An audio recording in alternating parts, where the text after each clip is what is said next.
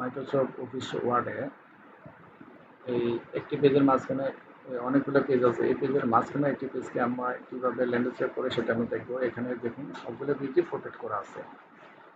তো এই প্রোটেক্টের মাঝখানে আমি একটি পেজকে ল্যান্ডস্কেপ করবো। ধরুন আমি এই এটাকে আমি ল্যান্ডস্কেপ করবো। এই পেজটাকে আমি ল্যান্ডস্কেপ করবো। করার জন্য এই পেজের আগের পেজে আমি কার্সর রাখবো। এই পেজের আগের পেজ হলো এটা।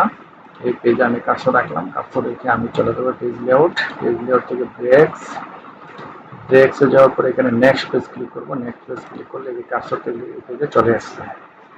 তো আমি এই পেজটাকে যেহেতু ল্যান্ডস্কেপ করবো, এটা করার জন্য আবার আমি চলে যাবো পেজ লেআউট থেকে ওরিয়েন্টেশন থেকে ল্যান্ডস্কেপ করে দিলাম।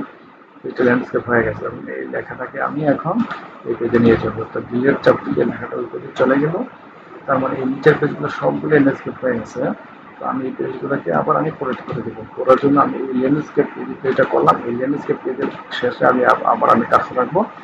কার্সর রেখে আমি পেজ লেআউট থেকে আবার ব্রেক্স থেকে আবার আমি নেক্সট পেজে ক্লিক করবো। নেক্সট পেজে ক্লিক করলে কার্সর পেজে চলে আসবে।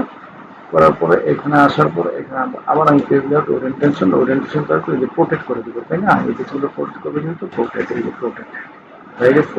ডিলেট চাপ দিয়ে লেখাটা নিয়ে আসলাম। তো এখন আমি এই পেজটা দেখুন এই দুটা পেজ প্রোটেক্ট, এটা ল্যান্ডস্কেপ, আবার নিচে দুটা পেজ প্রোটেক্ট, বুঝছেন? Landscape protect. তো আমরা এইভাবে যখন আমাদের এখানে দরকার সেখানে আমরা এইভাবে প্রোটেক্টের মাঝখানে ল্যান্ডস্কেপ এবং ল্যান্ডস্কেপ থাকলে এইভাবেই আমরা আবার প্রোটেক্ট করবো এইভাবে।